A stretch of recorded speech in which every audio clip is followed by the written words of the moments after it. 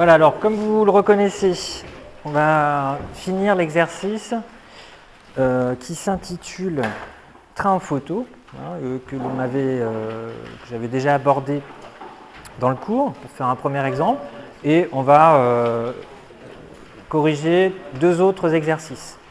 Donc tout ça, c'est relatif à la cinématique, donc à la description des mouvements en relativité. Donc on regarde ce qui se passe quand on change de référentiel et souvent on tombe sur des résultats assez surprenants, pas très intuitifs. Alors, je rappelle quand même rapidement ce à quoi on avait abouti, ce que je vous avais déjà expliqué. Et puis après, c'est vous qui me dites, je ne veux pas aller plus vite que la musique. En cours, je suis obligé, pour pouvoir faire de la dynamique, j'ai été obligé d'aller relativement vite ce matin. Mais là, je vais être sûr que vous comprenez ce que vous faites. Donc, je rappelle ce que j'ai déjà dit et après, je n'écris rien si ça ne vient pas de vous. Comme ça, je suis sûr que vous aurez compris les équations. Alors, vous avez, comme dans le cours, vous avez des représentations, là, différentes représentations qui correspondent à ce qu'on pourrait appeler des photographies d'un train à un instant donné dans le référentiel terrestre. Donc, par exemple ici, c'est ce que j'ai appelé la photo 1, là, sur l'énoncé. Ça correspond à un instant t donné dans le référentiel terrestre. Donc on a le choix bien sûr de l'origine des temps, ça dépend à quel moment on démarre son chronomètre par exemple. Donc je dis par exemple, dans le référentiel terrestre, c'est ce que je vous avais dit la dernière fois quand j'ai abordé ça, on pose que la photo 1 correspond à l'instant t égale à 0 du référentiel terrestre. Et ce que l'on va faire maintenant, c'est qu'on va préciser ce que j'ai dit dans le cas des deux avions vous voyez, qui se croisent dans le cours. Je l'avais fait juste qualitativement pour vous montrer qu'on a à la fois une dilatation du temps et une contraction des longueurs. Maintenant qu'on connaît la transformation de Lorentz, on va jusqu'à l'aspect quantitatif des choses. Donc, à cet instant t égale à 0, mettons que, c'est le démarrage du chronomètre ici, au niveau du milieu du wagon, on démarre aussi le chronomètre du wagon. C'est l'instant t' égale à 0 dans le référentiel du wagon. Bon. À l'instant où on prend la photo 1, c'est un instant que je dois déterminer d'ailleurs dans le référentiel terrestre, le flash qui a été émis au milieu du train vient d'arriver au point A. Alors, ça veut dire quoi? Ça veut dire que la lumière a parcouru la distance L sur 2. L, c'est la longueur du wagon. Je me place là maintenant dans le référentiel du wagon pour savoir ce qui se passe, quelles sont les indications des horloges du wagon. Donc, dans le wagon, vous êtes fixe dans le wagon, vous voyez de la lumière qui se déplace. Dans votre référentiel du wagon, vous êtes dans un référentiel galiléen puisqu'il est supposé avancer à vitesse constante. C'est une grande vitesse, ok, C sur 2, pour que les résultats soient significatifs. La vitesse de la lumière, ça vaut C. Bon, ok, donc là, la lumière se propage à la vitesse C. Le temps qu'il faut pour passer de O jusqu'à A. C'est quoi cette longueur? C'est L sur 2. Donc, qu'est-ce que j'écris? Combien de temps ça a pris? Le flash dans le référentiel du wagon a démarré à l'instant t' égale à 0, parce que le référentiel du wagon, c'est le référentiel mobile, c'est celui qu'on a toujours appelé S'. Et le référentiel fixe extérieur, c'est celui qu'on a toujours noté S. Donc, la vitesse de lumière, ça reste C dans le référentiel du wagon. La durée du parcours d'ici à là, dans le wagon, c'est le temps qui s'écoule entre t' égale à 0 et t' égale 1. Donc, c'est une unité de temps. Vitesse fois temps égale distance parcourue. L sur 2. Voilà, ça c'est écrit, c'est une équation qui est écrite dans le référentiel du wagon. Ça, on l'a déjà écrit. Alors maintenant, ce que j'ai déjà expliqué, c'est comment calculer l'indication de l'horloge portée par le point B. Au point B, c'est-à-dire en tête du wagon, on a mis une horloge fixe dans ce wagon. Quelle est, sur cette photo-là, l'indication de cette horloge? Sachant que, au niveau du point A, par définition, on est à l'instant t' égale 1.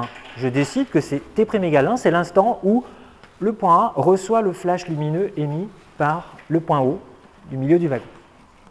Alors, si cette photo a été prise à un instant t donné du référentiel terrestre, eh bien, je peux profiter de cette propriété-là et appliquer la formule de transformation de Lorentz.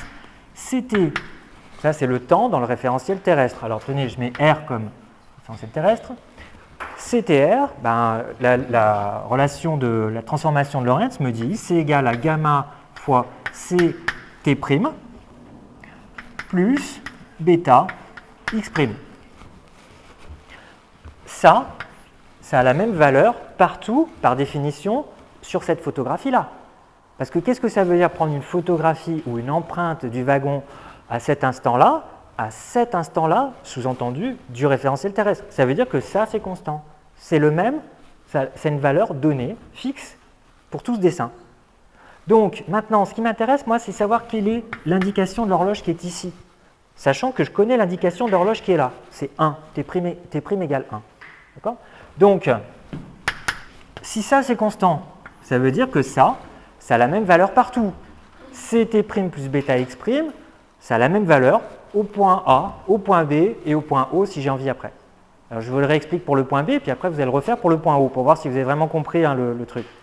Il me suffit de calculer la valeur de tout ce qu'il y a dans la parenthèse, et je sais que ça sera la même valeur au point A et au point B. Donc, par exemple, ça c'est égal à gamma fois Ct' A plus bêta x', c'est aussi égal à gamma fois Ct' B plus bêta x'. Or ça, je sais combien ça vaut. Alors pourquoi je le sais? Eh bien parce que, premièrement, par définition, T' c'est quoi? C'est 1. L'indication de l'horloge sur ce schéma, de l'horloge qui est en A, sur ce schéma, c'est 1. Donc je l'écris, ça vaut 1. Bêta, bah, l'énoncé me dit bêta égale 1,5 ou alors V égale C sur 2. Ça revient au même. La vitesse d'entraînement, c'est-à-dire la vitesse du wagon par rapport au référentiel terrestre, c'est C sur 2. Donc j'écris bêta égale 1,5. Ensuite, x', qu'est-ce que ça vaut? Ben, par définition, x' égale à 0, c'est le milieu du wagon, c'est l'origine de l'espace dans le wagon. Donc x', comme c'est un wagon qui fait L au total, x', c'est moins L sur 2. Donc je remplace moins L sur 2. Eh bien, ça y est, moins L sur 2, qu'est-ce que ça vaut précisément en fonction de C? Je l'ai déjà calculé. Moins L sur 2, c'est égal à moins C. Moins L sur 2 égale moins C. Bon, donc ce qui est dans la parenthèse, je peux l'écrire explicitement. Bon, j'écris simplement en dessous. Ça fait gamma facteur de C fois 1, bon, C, plus bêta fois moins C. Donc, c'est-à-dire plus 1,5 fois moins C. Donc, moins C sur 2. C'est ça qui est égal à donc, gamma fois Ct' B plus bêta x''B. Alors, x''B, qu'est-ce que c'est? Je rappelle, bah, c'est l'abscisse du point B dans le wagon. Il n'y a pas plus simple. Ça, c'est x' égale à 0. Le wagon, il fait L. X' égale L sur 2 ici. Donc, plus bêta fois L sur 2. Donc, je vois que je connais tout, sauf T''B. Bah, ça y est, je peux l'avoir, le T''B. Bon, je simplifie évidemment par gamma. Ça nous fait C sur 2 est égal à Ct''B plus bêta, bêta c'est 1,5 de L sur 2. Sauf que L sur 2, encore une fois, on l'a déjà écrit, L sur 2 c'est égal à C. Donc ça fait C. Et donc, bah, qu'est-ce qu'on trouve? On trouve Ct''B égale C sur 2 moins C sur 2, c'est égal à 0. Autrement dit, l'indication de l'horloge placée au niveau du point B dans le wagon au moment où je photographie ce wagon-là, c'est-à-dire au moment où l'indication de l'horloge placée en A vaut 1, et bien l'indication de l'horloge placée en B, ça ne vaut que 0. Ici, T' égale à 0. Pourquoi bêta il fait un demi? C'est parce que c'est l'énoncé qui dit V égale C sur 2. Alors je vous rappelle que bêta, par définition, c'est une notation classique pour ça. Si V égale C sur 2, ben, bêta vaut 1,5. C'est bon pour tout le monde? Alors, maintenant, je vérifie si vous avez vraiment compris. Vous avez juste à faire la même chose. Hein. Première étape, vraiment, ça ressemble énormément. Vous me dites déjà quelle est l'indication de l'horloge sur la même photo, mais au niveau du point O. Ensuite, vous attaquez cette image-là, cette photographie-là. Cette photographie-là, qu'est-ce qu'on sait dessus? On sait que T' égale 1 au niveau du point B. Donc là, ça vous oblige à refaire le début du raisonnement. Qu'est-ce qui va changer? C'est la valeur qui est de ce qui est dans la parenthèse qui va changer. Sur la photo 3, ce qui est dans la parenthèse, ça a une autre valeur que sur la photo 2. Voilà. Donc commencez par ça, c'est vraiment le plus simple, c'est vraiment les mêmes genres de calculs que ce que je viens de faire. Et ensuite, vous vous écrivez les indications des horloges sur ce wagon-là, à l'instant où je le photographie là. Voilà.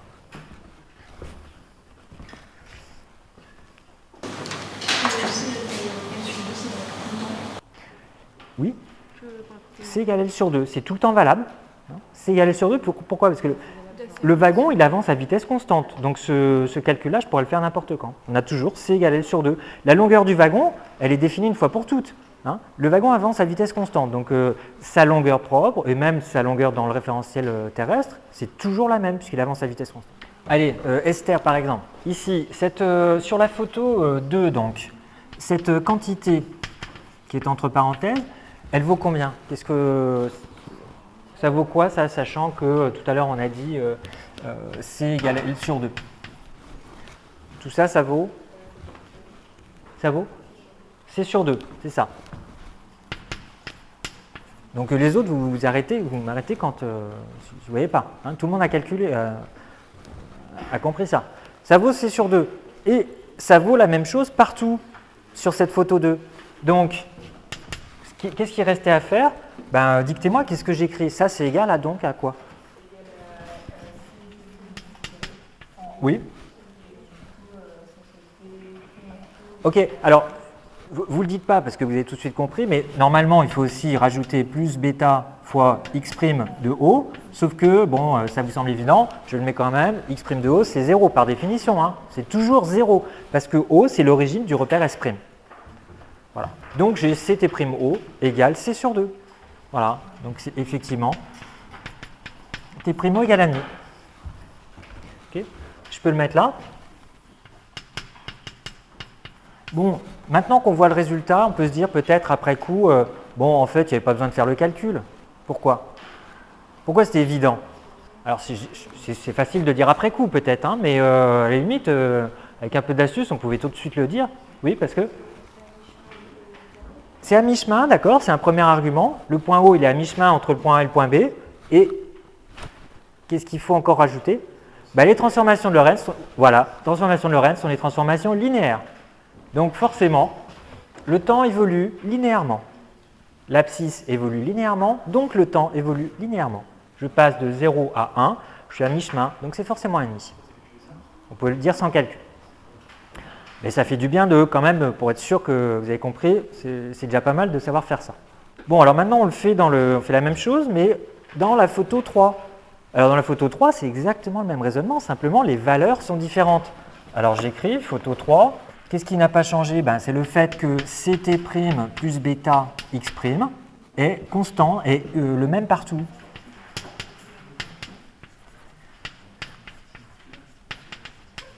Voilà. Or, on connaît déjà cette valeur-là, parce que Jocelyn, où est-ce qu'on peut calculer? À partir de quoi on peut calculer cette quantité-là? Sur la photo 3, qu'est-ce qu'on... Voilà, bien sûr, on va calculer au point B, puisque c'est là, c'est au point B qu'on a l'indication de l'horloge du wagon. Ok, ça nous donne quoi? Gamma... Alors, j'ai enlevé le gamma, je veux juste ça. D'accord, ça nous donne 3,5 de C en point B. Enfin... Ok, donc tout ça, ça fait 3,5 de C, c'est ça que vous me dites. Allez, vous vérifiez tout, c'est exactement le même raisonnement. Vous remplacez, il le dit directement, bon, je ne sais pas si c'est... Vous arrivez à l'écrire comme ça, vous? Bon, alors dictez-moi rapidement.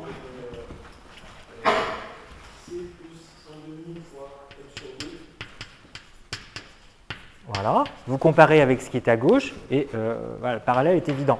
Et L sur 2, c'est... Voilà. Donc on a C plus 1,5 de C.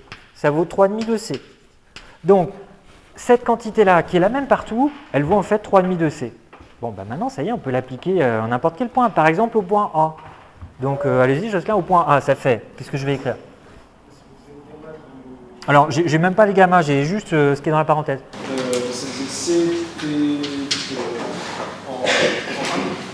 c'était A, prime A. T' en A, hein, T', voilà. T' A plus B, X prime A. Voilà, qui vaut cette valeur que je viens de calculer, 3,5 de C. Or, X' de A, c'est quoi? Moins L sur 2, et bêta, c'est 1,5. Voilà, vous isolez T' A, et vous l'avez trouvé déjà? Ça fait? C'est ça? Je le mets ici, 2. Ok, bon, comme d'habitude, une fois qu'on a fait le calcul, on peut se dire, tiens, ça aussi c'était évident. Pourquoi c'était évident? Pourquoi on aurait pu ne pas faire le calcul? Ça arrive souvent en relativité, après avoir fait le calcul, on se dit, tiens, la prochaine fois, je ne le ferai plus le calcul. Alors, regardez ici, c'est un wagon qui avance à vitesse constante. Voilà, donc l'écart entre les indications des horloges entre B et A, il doit être le même ici, puisque cet écart ne peut dépendre que de la vitesse du wagon, qui est constante. Donc ici, vous aviez un écart de 1 seconde. Lui, il est en retard de 1 seconde sur nos photos prises dans le référentiel terrestre. Donc là, on doit retrouver ce retard-là. Quand vous avez compris ça, vous avez compris qu'il n'y a plus besoin de faire aucun calcul. Par linéarité, ici, on est à un cas intermédiaire entre 1 et 2. Donc on est à 1,5. Voilà. Et puis, bon, ici, même chose, hein, bien sûr. On est à moins 0,5 à l'avant et à plus 0,5 à l'arrière. D'accord? Mais vérifiez-le si vous n'êtes pas convaincu. Vous n'avez pas besoin d'être toujours astucieux, ça fait juste gagner du temps. Vous appliquez de nouveau la même méthode, transformation de Lorentz. Vous dites, tiens, quelle est la valeur de Ct' plus bêta x' dans ce cas-là? Et puis, bah, ça y est, vous appliquez la même méthode. Vous allez trouver au fur et à mesure toutes ces valeurs que j'ai indiquées. En DS, on a le droit de faire par logique comme ça? Oui, à partir du moment où c'est expliqué. Vous ne dites pas juste, bah voilà, c'est évident, toc toc toc. Vous faites une petite phrase qui me montre que vous avez compris le raisonnement, quoi. Donc dire que la vitesse de déplacement est constante et que les transformations de sont linéaires. Voilà. Pourquoi on dit marque C égale L sur 2 déjà? Alors, d'où vient le fait que C égale L sur 2? Ben, regardez, le flash a été émis à l'instant T' égale à 0, on est dans le wagon.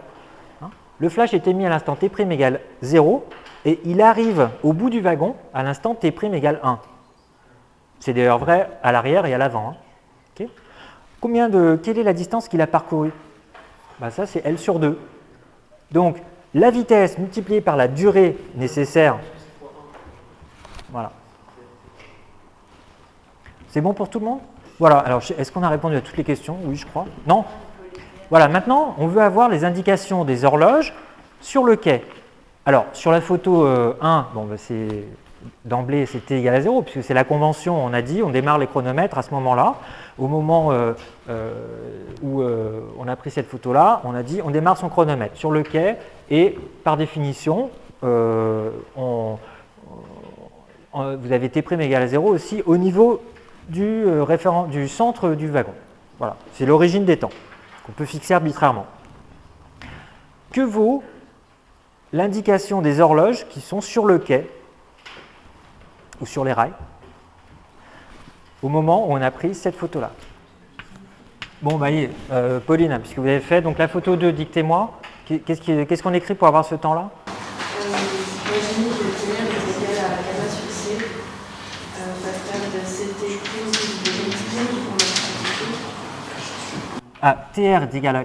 Bon, mais d'où ça vient? Ça vient de CTR, non? Vous avez appliqué la transformation de Lorentz. Hein, donc, c'est égal à gamma, facteur de CT' plus bêta x'. Et vous avez utilisé quel point? Le point haut, par exemple, c'est vrai, parce qu'on a tout. Hein. Okay. Donc, T' égale 1,5, X' c'est 0. Donc, c'est vrai que c'est pratique d'utiliser le point haut, parce que X' vaut 0. Hein. Donc, il reste juste TR est égal à gamma fois 1,5, hein, qui est T'. Bon, alors après, oui, mais là, je viens de simplifier par C à gauche et à droite, hein, parce que le deuxième terme vaut 0. Bon, bah, il reste a priori quand même à calculer gamma, donc je vous rappelle, vaut mieux connaître, gamma c'est 1 moins, c'est 1 sur racine de 1 moins v carré sur c carré. Voilà, alors du point de vue mathématique, avec les racines, tout ça, ça fait combien ça? Voilà, 2 sur racine de 3. Donc, mathématiquement, voilà la valeur. Alors, on va pas le laisser comme ça, parce qu'on est en physique, mais alors, du point de vue mathématique, avec les radicaux, tout ça, ça nous fait donc 1 sur racine de 3. Et ça veut dire à peu près combien? 0,50 0,58. 0,58 unités de temps. Ok? Est-ce que c'est clair pour tout le monde ça? Maintenant, allez, comme d'habitude, on voit le résultat, on se dit « Ah, il n'y avait peut-être pas besoin d'écrire la transformation de Lorentz. » En quoi ce résultat était-il évident? Je parle de ce résultat-là, sans la transformation de Lorentz. Comment on aurait pu écrire ça directement, avec une phrase, en justifiant juste par une phrase? Regardez le 1,5 qui est là. Ça vous fait penser à quoi? D'où vient ce 1,5 en fait?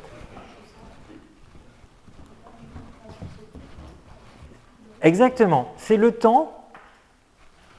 Regardez ici l'instant au point O. Sur cette photo-là, T' vaut 0. Sur cette photo-là, au même point, T' vaut 1,5. Cette durée prise entre deux événements qui ont lieu au même point dans le référentiel du wagon, c'est donc une durée qu'on appelle durée propre, puisque c'est le même point, ce sont deux événements qui ont lieu au point O.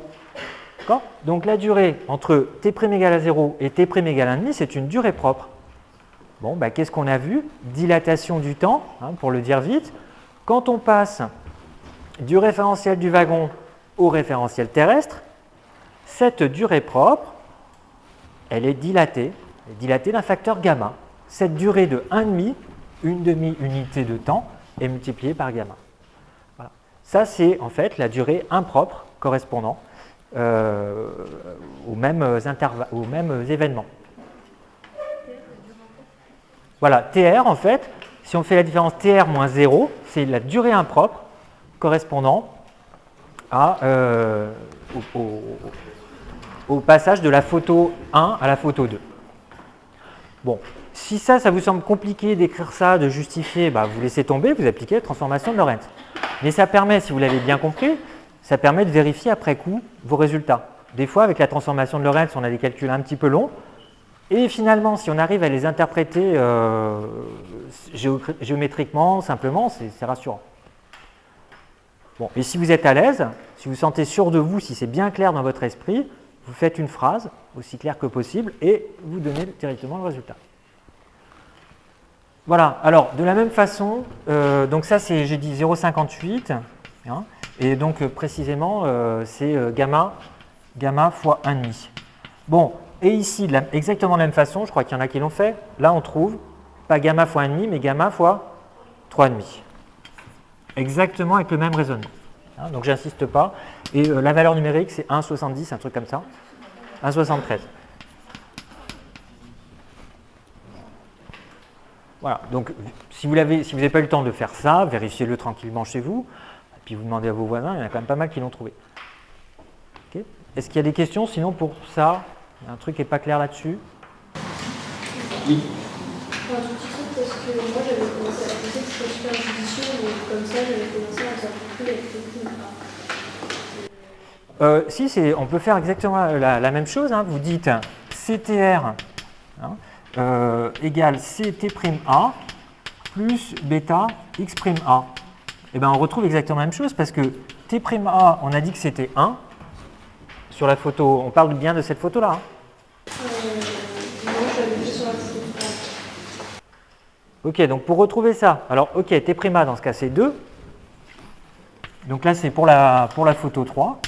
Ok, on fait l'exemple. T'(A) c'est 2, X'(A) c'est moins L sur 2. Et moins L sur 2, ben, on a vu que c'était moins C. L sur 2 vaut C. Voilà. Moins L sur 2 égale moins C. Et bêta vaut 1,5. Voilà. Bon, bah, qu'est-ce qu'on trouve? Donc ça vaut 2C moins c sur 2. 2c moins c sur 2, ça fait 3,5. 3,5 de c. Voilà, donc ça fait bien t égale gamma fois 3,5. C'est bien ça.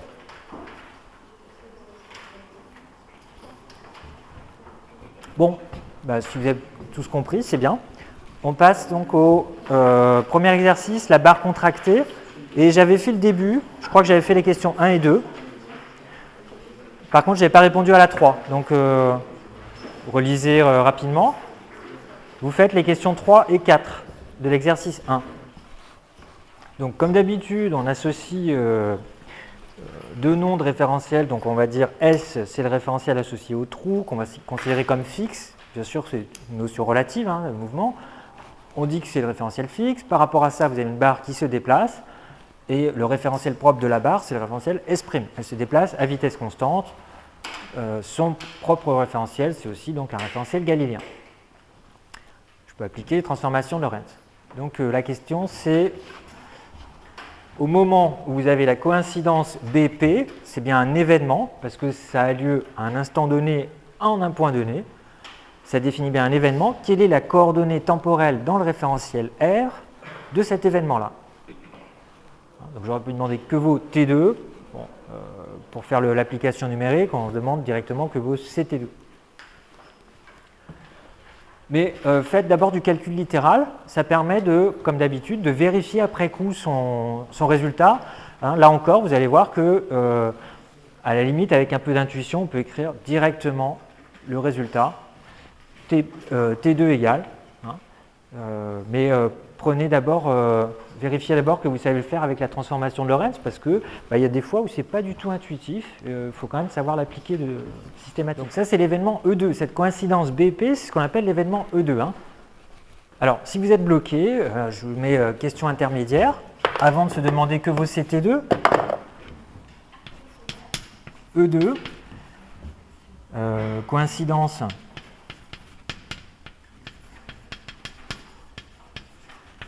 BP. Première question à se poser, c'est que vaut l'abscisse du point B à cet instant-là? C'est l'abscisse correspondant à l'événement 2. Que vaut cette même abscisse, mais dans l'autre référentiel, dans S'? Et une fois que vous avez ça, vous en déduisez CT2. Alors, ça fait plusieurs fois qu'on me pose la question, est-ce que c'est possible de trouver des temps négatifs? Bon, là, on va voir que le temps est positif, mais a priori, on peut très bien trouver un temps négatif, hein, parce qu'en cinématique du point, vous avez déjà eu des temps négatifs. Ça ne veut pas dire grand-chose. Ça dépend simplement du moment où on démarre le chronomètre, en quelque sorte. Donc, ce n'est pas en soi un problème qu'un temps soit négatif. Il n'y a rien de surprenant à ça. Hein. Voilà, x2, c'est puisque les points B et P coïncident, j'ai le droit de choisir celui que je veux. Par exemple, je dis c'est l'abscisse du point P. Et l'abscisse du point P dans le référentiel jaune, là, le référentiel associé au trou, c'est forcément... Voilà, et ça vaut... Voilà, alors c'est 1 mètre, d'accord, c'est donc grand D.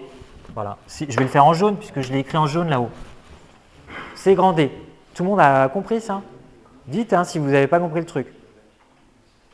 Bon. Et pareil, x'2, c'est quoi? Voilà, puisque...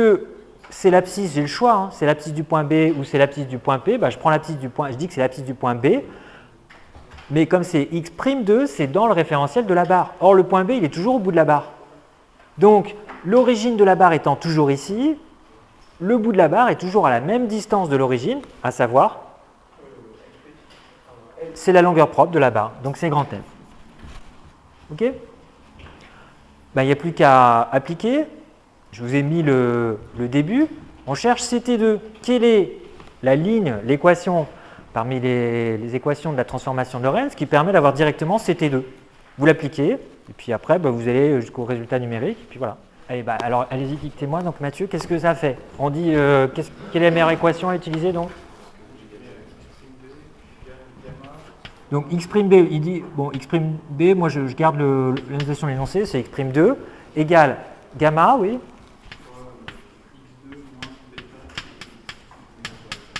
Voilà.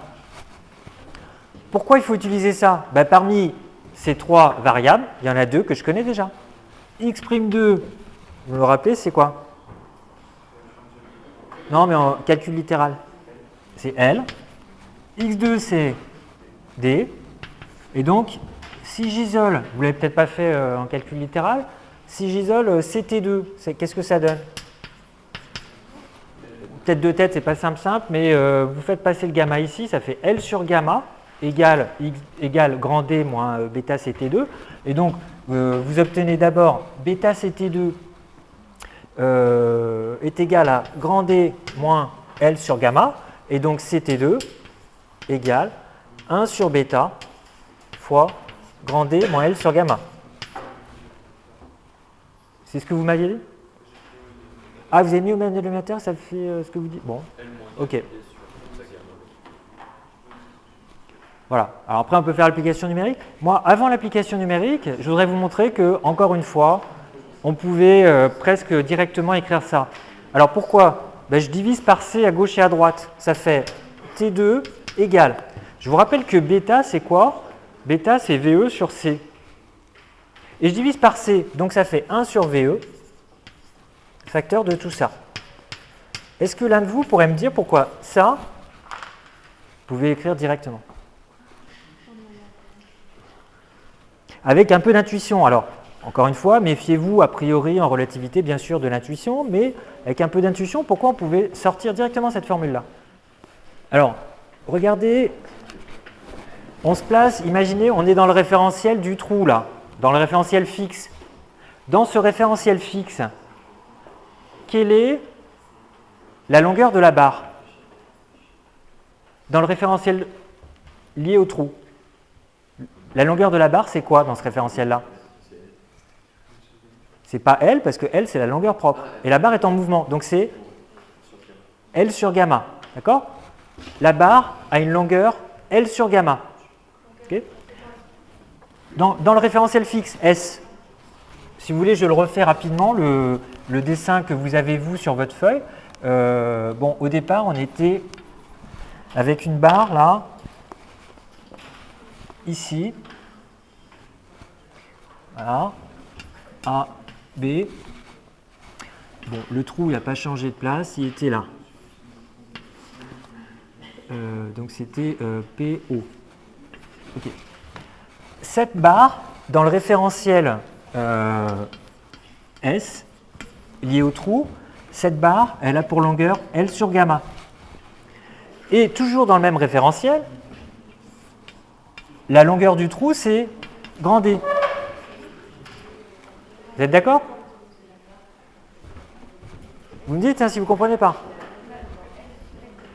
Est-ce qu'il y a un problème? Dites-moi, hein. Dites-moi, allez-y. Juste que dans la phrase où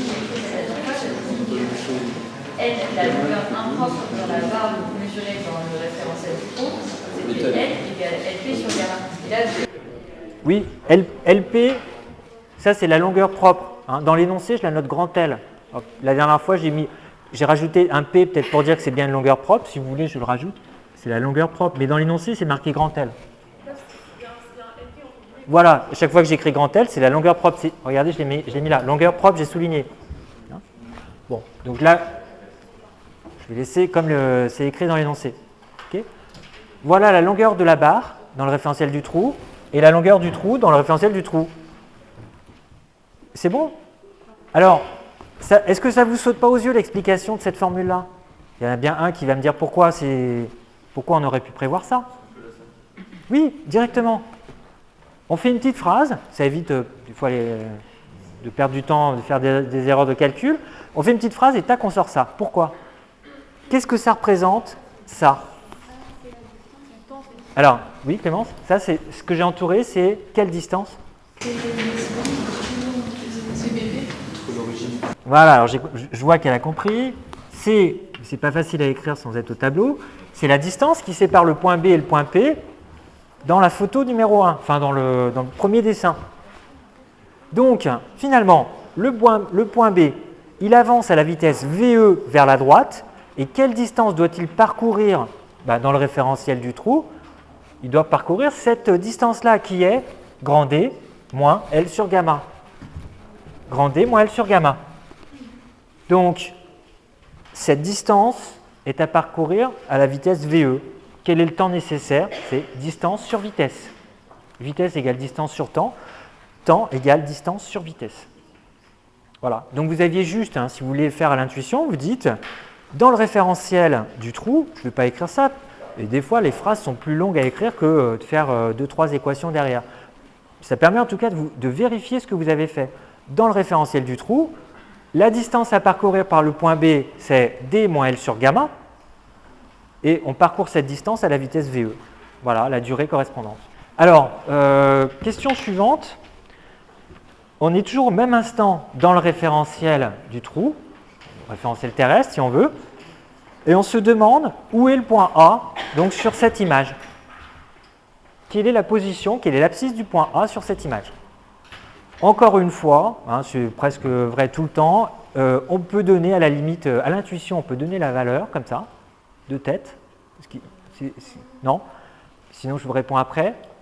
Qui voit peut-être directement quelle est l'abscisse du point A, sinon on le fait par la transformation. De toute façon, on va le faire par la transformation de Lorentz. Oui.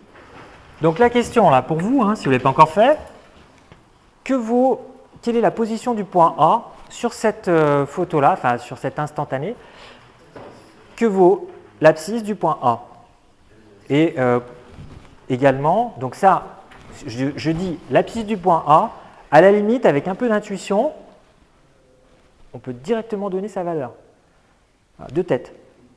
Maintenant, c'est peut-être quelque chose qu'on peut faire dans un deuxième temps. Quand vous verrez le résultat, vous allez vous dire « Ah bah oui, évidemment, c'était ça ». Alors, écrivez les transformations de Lorentz, ne dites rien, ça, chacun y réfléchit. Vous écrivez, vous cherchez une transformation de Lorentz qui permet d'avoir l'abscisse du point A, et puis, après coup, vous allez vous dire « Bah oui, ok, c'était évident ». Qu'est-ce qu'on sait déjà? Vous voyez, donc les coordonnées, c'est quoi? C'est abscisse et temps. Ben, le temps, ça y est, on l'a. Il reste juste l'abscisse hein, dans le référentiel R. Qu'est-ce qu'on connaît encore d'autre qui caractérise le point A à cet instant-là? Un truc évident. Oui? Exactement, sa position dans S', c'est quoi? C'est X' égale 0, par définition. Puisque le référentiel S', c'est le référentiel dont l'origine est le point A. D'accord? Donc son abscisse X', c'est toujours 0. Remarque, et il faut bien y penser à ça, avant d'écrire la transformation, X', c'est toujours égal à 0. Donc, quelle est l'équation qu'on a intérêt à utiliser? Il faudrait, ça serait pas mal, que cette équation ne fasse intervenir que ce que l'on connaît déjà, à savoir T2, c'est-à-dire T et X'. Voilà. Okay. Bon alors, Robin, vous me dictez, qu'est-ce qu'il faut écrire donc? X', A est égal à gamma facteur de XA moins bêta CT2. Voilà. C'est toujours le même instant T2. Okay. X', c'est 0, et XA, c'est ce qu'on cherche, et T2, il est connu. Hein, c'est T2, on a déjà son expression. Donc, XA, c'est égal à bêta CT2. Voilà. Alors, bêta CT2, qu'est-ce que c'est? Je vous rappelle, bêta, c'est VE sur C. Donc, bêta C, c'est VE. C'est VE fois T2. Voilà. On a déjà calculé l'instant T2. Donc, pour l'instant, peu importe sa valeur numérique. Ce que je voudrais vous faire voir, c'est qu'une fois qu'on a cette relation-là, on peut se dire, bah oui, c'était évident, oui. Où est-ce qu'il manque le gamma? Alors, ce que je dis, c'est que tout ce qui est là, c'est nul. Vous êtes d'accord? Donc la parenthèse est nulle. Alors, maintenant qu'on a écrit le résultat, est-ce qu'il n'y a pas un qui voit pourquoi c'était... Vous pouvez l'écrire d'emblée. XA égale VE T2. Oui. Parce que la longueur de la barre dans R, c'est L sur gamma. Du coup, l'abscisse de T, c'est... Oui, alors, d'accord, ce que vous dites, c'est que vous raccrochez aussi à ce qui est là-bas, un VET2, donc ça fait, hein, c'est ça que vous êtes en train de me dire, donc c'est D moins L sur gamma, ok? D'accord, donc Simon dit, ben voilà, qu'est-ce que c'est que XA? C'est l'abscisse de ce point ici, et donc ça représente, cette abscisse, ça correspond aussi à la longueur qui est ici. Bon, mais qu'est-ce que c'est que cette longueur? La barre, dans le référentiel du trou, dans le référentiel fixe, la barre, elle a une longueur L sur gamma. Et le trou, il a une longueur D. Ben voilà, D moins L sur gamma, il correspond bien à cette distance-là. Voilà, c'est l'abscisse XA du point A à ce même instant.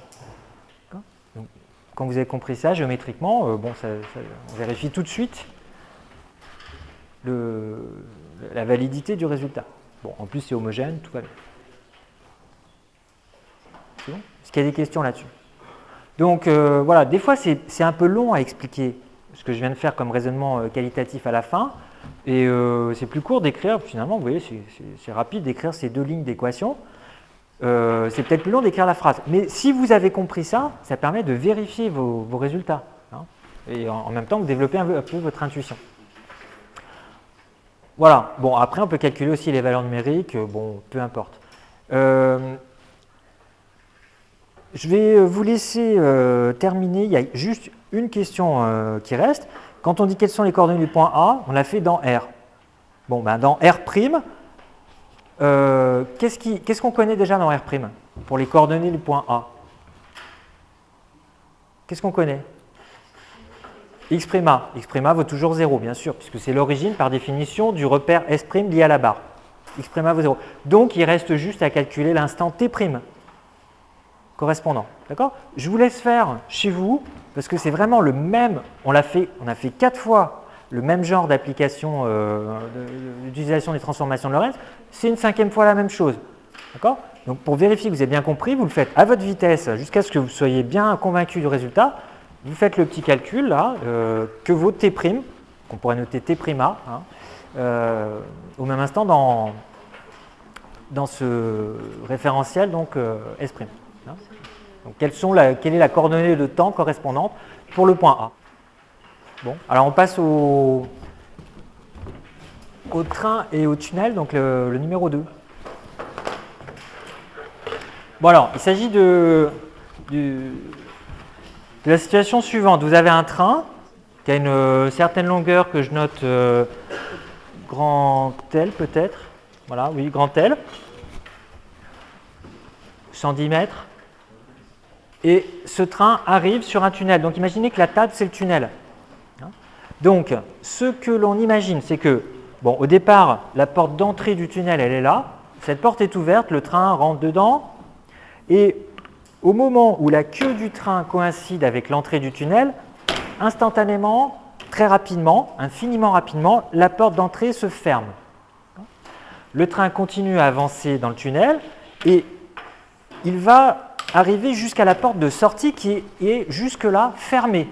Ce n'est que lorsque l'avant du train arrive sur la porte de sortie que, infiniment rapidement, cette porte s'ouvre. Et là, le train continue.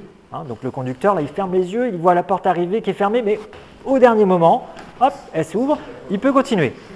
Okay. Alors justement, on va voir le cas de figure où il y a un problème technique dans la porte de sortie. C'est la dernière question, ça rend les choses plus intéressantes. Hein, on se demande s'il y a une situation un peu paradoxale. Donc, l'origine des temps dans ce problème, on a le droit de la choisir comme on veut, bien sûr. On va considérer que l'origine t égale à 0 ou t' égale à 0, c'est l'instant où la queue du train coïncide avec la porte d'entrée. C'est l'instant où la porte d'entrée se ferme. D'accord? Alors, cette porte d'entrée, je la repère par la lettre E. Alors, je vous fais le début, je vous fais l'entrée, je vous fais la porte d'entrée, puis pour voir si vous avez compris, vous faites la porte de sortie.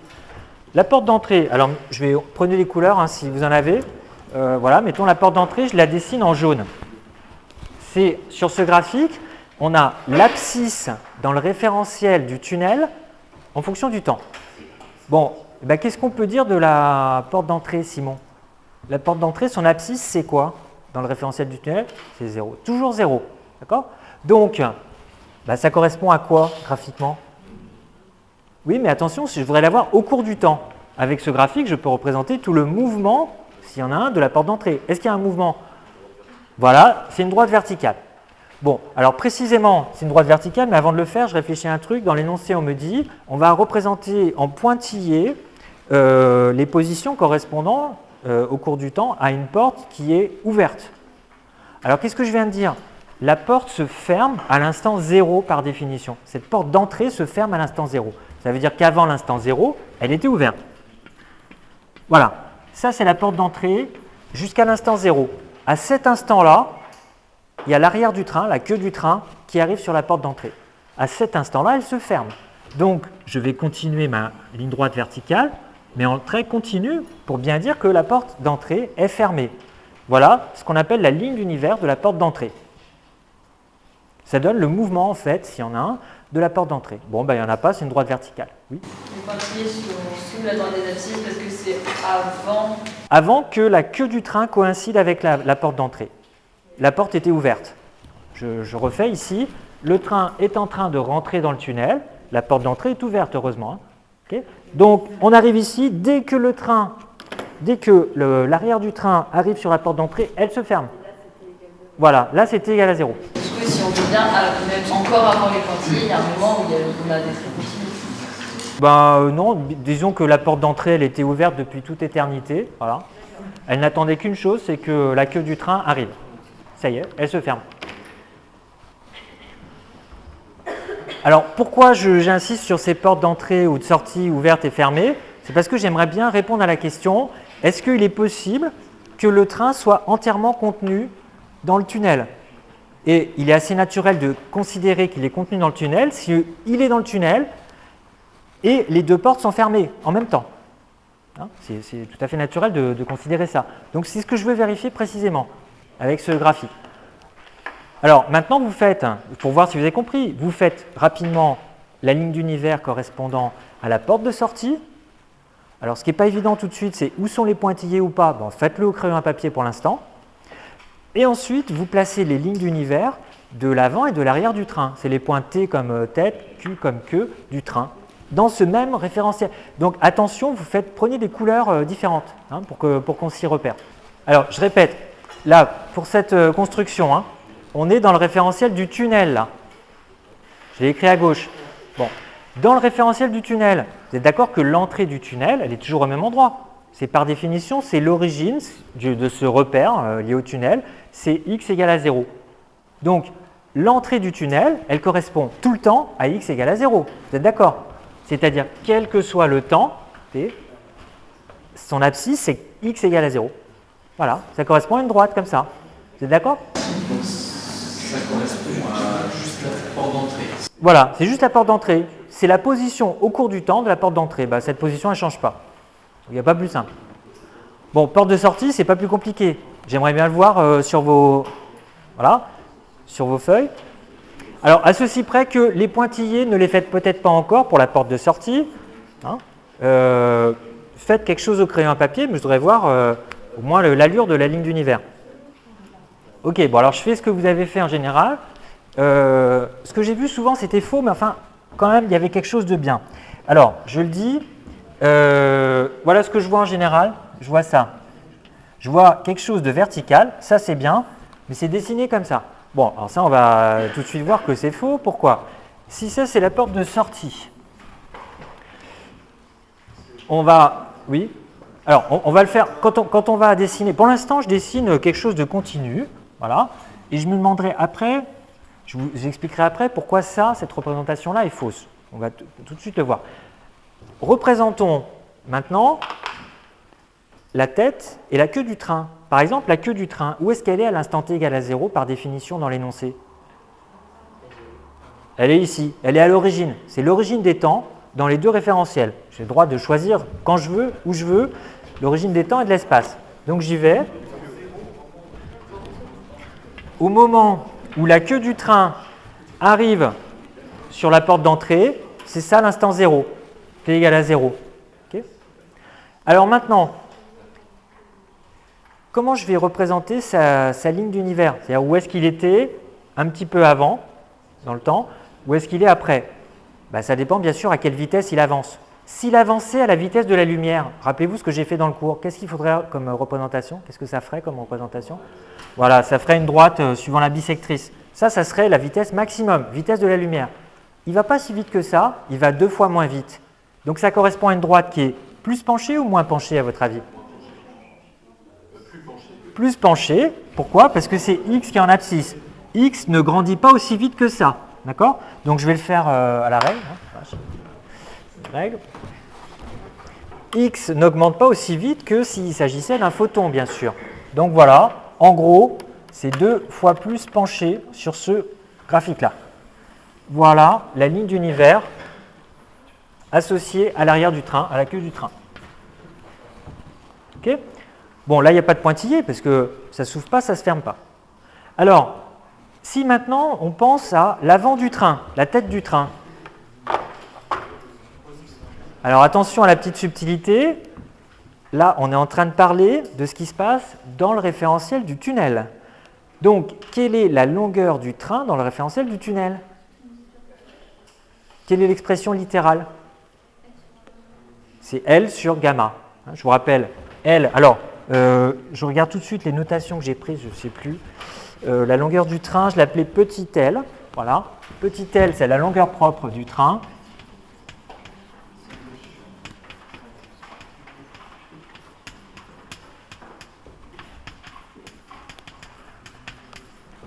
Et le tunnel, c'est... Non, c'est l'inverse. Le train, c'est grand L. Et le tunnel, c'est petit L. Voilà.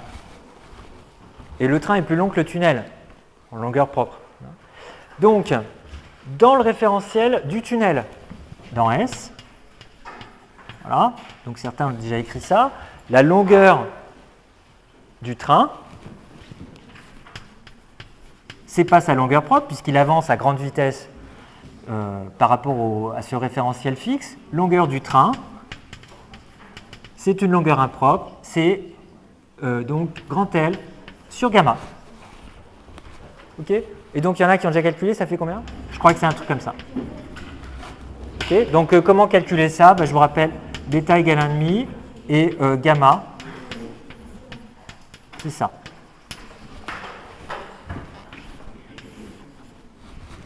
« 86,6 mètres. Donc, maintenant, j'aimerais bien, à vous de jouer, j'aimerais bien voir sur votre feuille, c'est immédiat si vous avez bien compris ce qu'on vient de faire, quelle est la ligne d'univers correspondant à l'avant du train. Prenez encore une autre couleur. Bon, donc effectivement, ce que fait remarquer Adèle, les pentes, là, on va obtenir encore une droite, que je vais représenter encore avec une autre couleur, mais ayant la même pente, bien sûr, que cette droite bleue. Pourquoi? Parce que l'avant et l'arrière du train, la tête et la queue du train avancent à la même vitesse. D'accord? Donc, une droite de même pente. La question, c'est quelle est l'intersection de la droite correspondant à l'avant du train avec l'axe des X? Cette intersection, elle est par là ou par là? Voilà. Elle est à gauche. Pourquoi? Parce qu'on vient de dire que à l'instant t égale à 0, la longueur du train dans le référentiel fixe du tunnel, c'est juste 86,6 mètres, alors que la longueur du tunnel, c'est 90 mètres. D'accord? Donc, bon, je le fais grosso modo, mais quand même avec la règle. Si vous avez une autre couleur, vous prenez une autre couleur. Voilà, je fais une droite parallèle à la première, mais intersectant l'axe des X en un point correspondant à ces 86,6 mètres. Là, l'abscisse de ce point, c'est L sur gamma. Et il se trouve que c'est plus petit que la longueur du tunnel. Est-ce qu'il y a une question là-dessus, sur cette droite violette? Donc ça, c'est la ligne d'univers de la tête du train. Bon, du coup, si vous avez compris ça, quand est-ce qu'il faut mettre les pointillés sur la ligne S, sur la ligne d'univers de la sortie?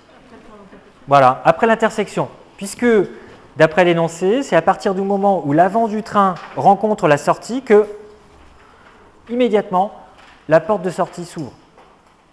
D'accord? Donc, à partir de là, à partir de ce point d'intersection, je devrais faire en fait des pointillés. Voilà, donc cet instant-là, c'est l'instant où s'ouvre la porte de sortie. Donc, je le repère par son abscisse dans ce diagramme, que je note CTS, comme instant de sortie. Donc, voilà, alors les schémas c'est fait. Et maintenant, donc question 2, déterminer l'instant CTS auquel la porte de sortie s'ouvre. Donc comme d'habitude, commençons par la transformation de Lorentz. Et deuxième étape, on dit « Ah, c'était évident, il suffisait de dire que. » Allez, transformation de Lorentz. Donc il faut d'abord se demander, comme d'habitude, qu'est-ce qu'on connaît déjà comme coordonnées sans aucun calcul? Qu'est-ce qu'on peut dire caractérisant la porte de sortie, caractérisant en fait ce point-là, cet événement-là? Qu'est-ce qu'on sait déjà? Ne le dites pas, j'aimerais que tout le monde réfléchisse au truc, parce que bon, c'est plusieurs fois qu'on l'a déjà fait. J'aimerais bien que tout le monde arrive à chercher, à trouver soi-même ce qu'on sait déjà de cet événement-là. Quelles sont les coordonnées, que ce soit de temps ou d'espace, que l'on connaît déjà? Et quand vous avez fait ça, vous dites, eh ben, du coup, quelle est l'équation parmi les transformations de Lorentz, parmi les 4 a priori que je peux utiliser, quelle est celle qui va me permettre de me servir uniquement de ces données-là? Avant d'écrire les transformations, les équations de Lorentz, la première chose à faire, c'est pour aller le plus vite possible, demandez-vous vraiment ce que vous connaissez déjà caractérisant cet événement-là. Il y a 2 choses qui sont évidentes.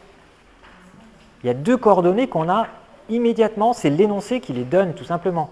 Alors, pour ceux qui bloquent un peu et qui ne savent pas trop choisir là, parmi les équations, première chose à se demander, est-ce qu'on ne connaît pas la valeur de l'abscisse XS? Est-ce qu'on ne connaît pas aussi peut-être, toujours au même instant, à l'instant correspondant à cet événement-là, que valent XS et X'S? Alors qui est-ce qui me le dit en justifiant pourquoi? XS, ça vaut quoi?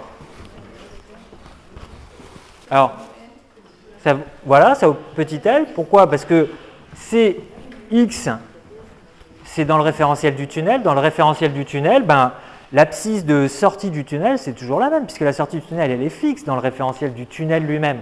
D'accord? Ça correspond à la longueur propre du tunnel. Donc, c'est XS égale L. Et X'S, alors X'S, vous pouvez me dire, il change au cours du temps, d'accord? Sauf que nous, on s'intéresse à cet événement-là. Donc, à cet instant-là, que vaut X'S?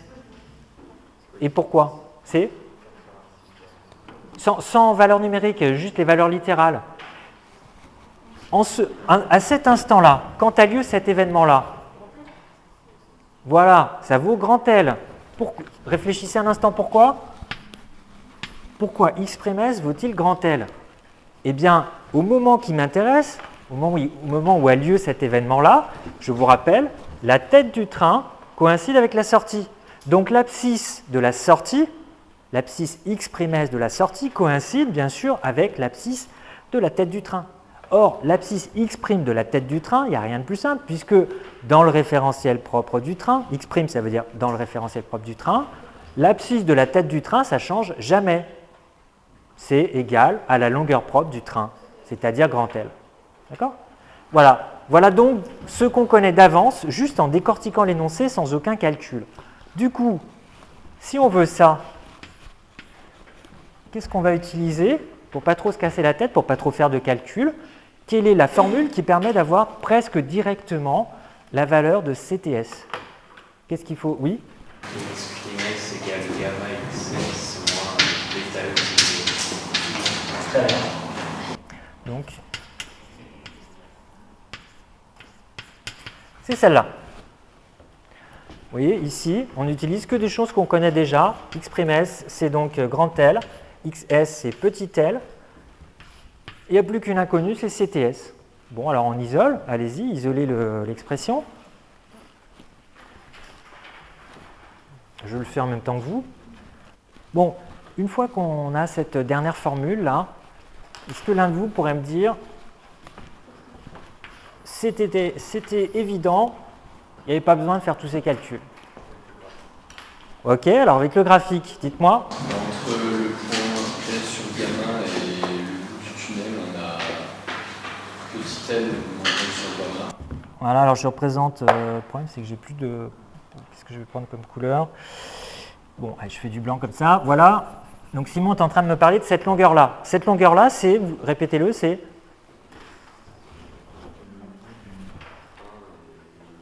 Voilà, mais elle s'exprime comment littéralement, cette longueur-là? Voilà.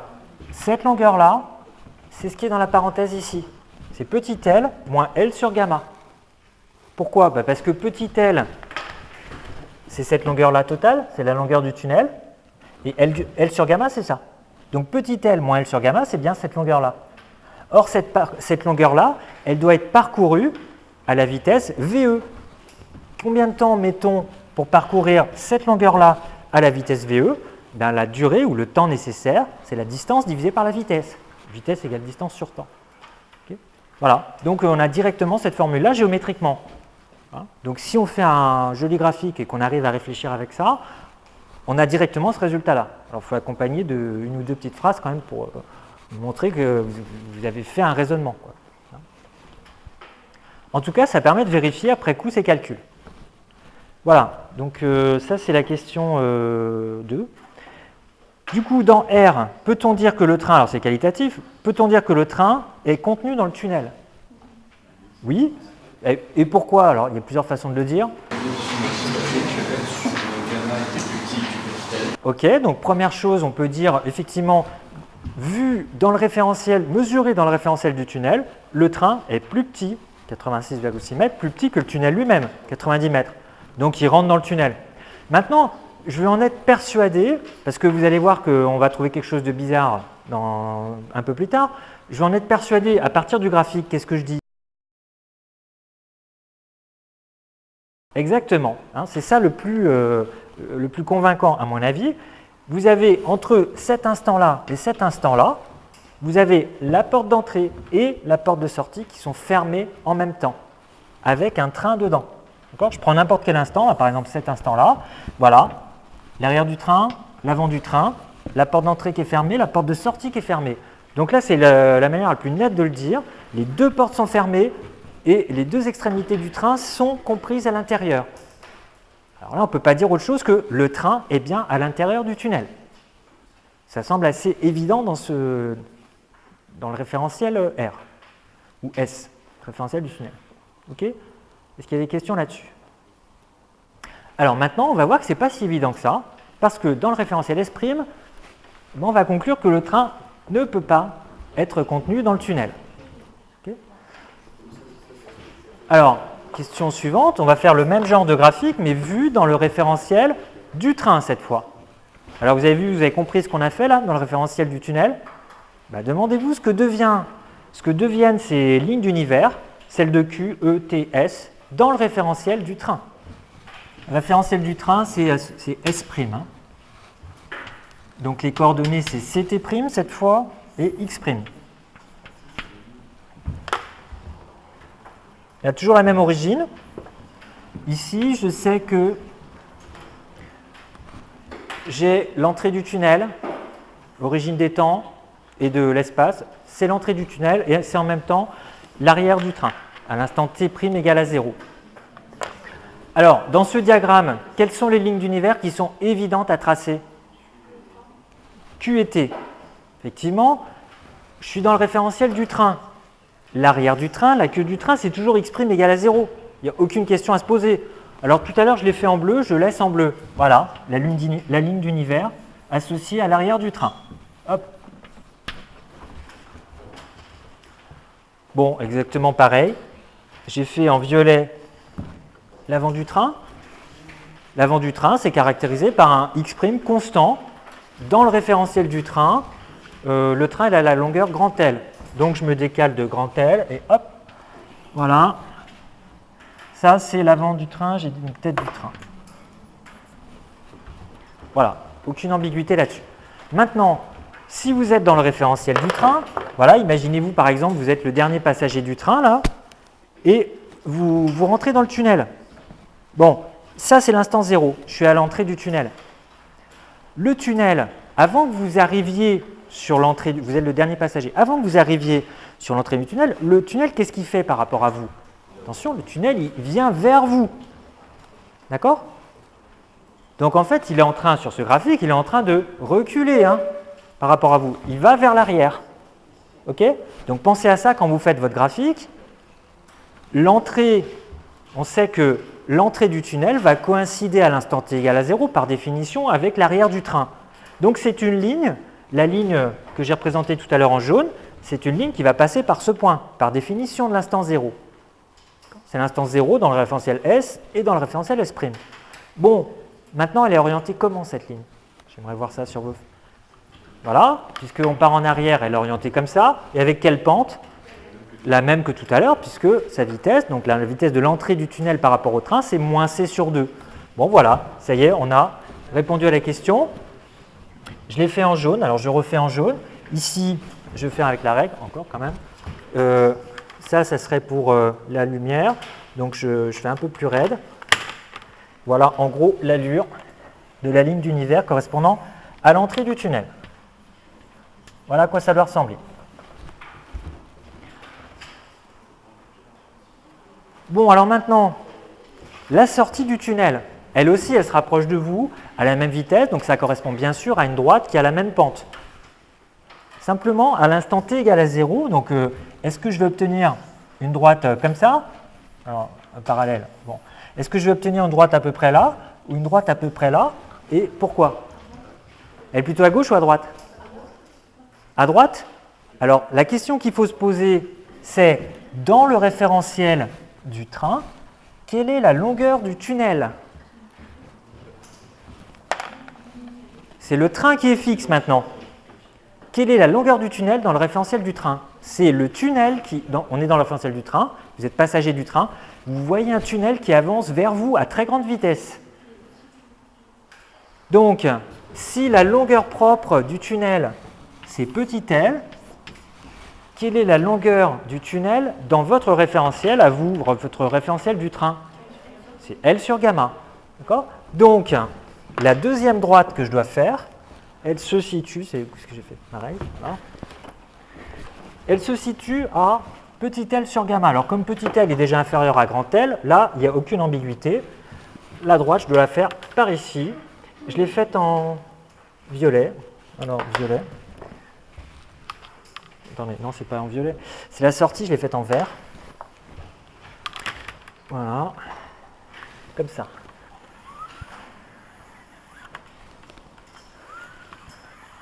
Bon, alors attention, ça on peut le faire au crayon à papier parce qu'il y a une question à se poser quand même, c'est où est-ce que je mets les pointillés ou pas? Alors ici, pour l'entrée, c'est extrêmement simple. C'est à partir du moment où on a le croisement avec la queue du train que la porte se ferme. Là, elle est fermée, donc avant, elle était ouverte. Donc ici, en fait, je dois mettre des pointillés. D'accord? Avant ce croisement, la porte était ouverte. Maintenant, pour la sortie, ce que j'ai fait donc en vert, à partir d'où ou dans quel domaine je dois mettre des pointillés? Le pointillé, ça c'est la porte d'entrée, ça représente la porte d'entrée. L'instant 0, c'est l'instant où la queue du train coïncide avec la porte d'entrée. C'est cet instant-là. Le train arrive ici, ça c'est la porte d'entrée. La porte se ferme à cet instant-là. À partir de là, la porte se ferme. Donc à partir de l'instant t' égale à 0, la porte se ferme. Ça veut dire que la porte s'éloigne par rapport à la queue du train. Tout à fait, la porte d'entrée, là vous êtes passager du train, pour vous, c'est le tunnel, la porte d'entrée qui part vers l'arrière. Elle est fermée. Une fois qu'elle est derrière vous, elle est fermée. Okay. Ici, sur cette ligne verte, où est-ce que je dois mettre des pointillés? Sur la ligne verte. Où est-ce qu'il faut mettre les pointillés? Alors, à gauche.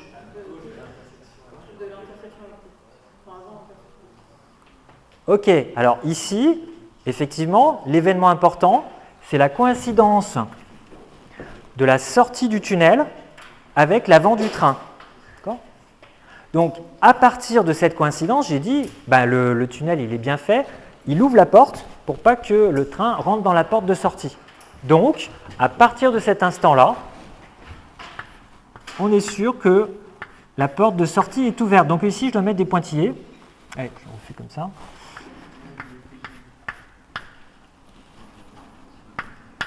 Voilà. Avant cet instant-là, la porte de sortie était fermée. À partir du croisement, la porte de sortie est ouverte. OK? Alors, première chose qualitative, je saute directement à la question 3, puis on revient sur la question 2 après. regardez bien ce graphique.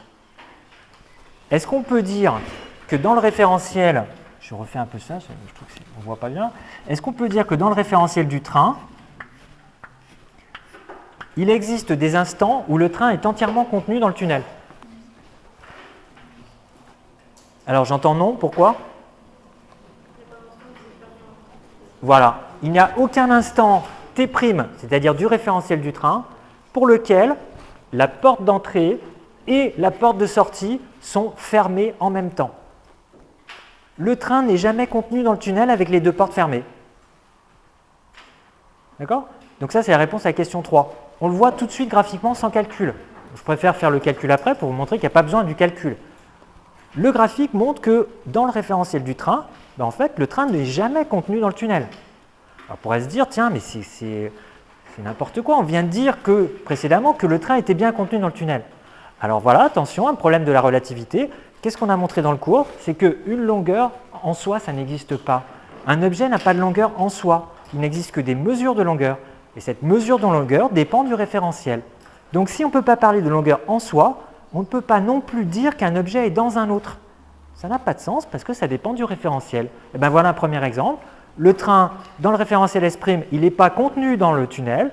Par contre, dans le référentiel du tunnel, oui, il est contenu dans le tunnel. Eh bien oui, les mesures de longueur dépendent des mesures de temps. Et le temps, on peut le définir qu'à partir des synchronisations des horloges, de la lumière, etc. Ça correspond à des conventions nécessaires. C'est des conventions. Et à partir de ces conventions, on ne peut pas aboutir à une affirmation claire. Le train est ou n'est pas dans le tunnel. Ça dépend du référentiel. Alors, rapidement, dans la dernière question du sujet, je vous demande justement, pour aller jusqu'au bout de ce truc paradoxal, on imagine que la porte de sortie a un petit problème, c'est qu'elle ne s'ouvre pas quand l'avant du train arrive. Donc le train, tac, il rentre assez violemment, parce que c'est sur 2 quand même, ça fait pas mal, il rentre assez violemment dans la porte de sortie. Et la question, c'est, vous lirez un peu le détail des explications, c'est alors, où est-ce qu'il est le train à ce moment-là? Il est bloqué sur la porte de sortie, on imagine qu'il est infiniment rigide, il est bloqué sur la porte de sortie, donc le train s'arrête, mais au moment où il s'arrête, donc une fois qu'il s'est arrêté, est-ce qu'il est dans le tunnel ou est-ce qu'il dépasse? D'accord? Il faut pouvoir décider en quelque sorte entre les deux situations. D'accord? Voilà, il faut réfléchir à ça. Alors maintenant, juste un petit point technique, je démarre juste le calcul et vous le finissez pour vérifier que vous avez compris. Il faut s'inspirer de ce qu'on a fait juste avant. La question, c'est que vaut cet instant-là? Alors, comment j'ai écrit ça? Déterminer l'instant CT'(S).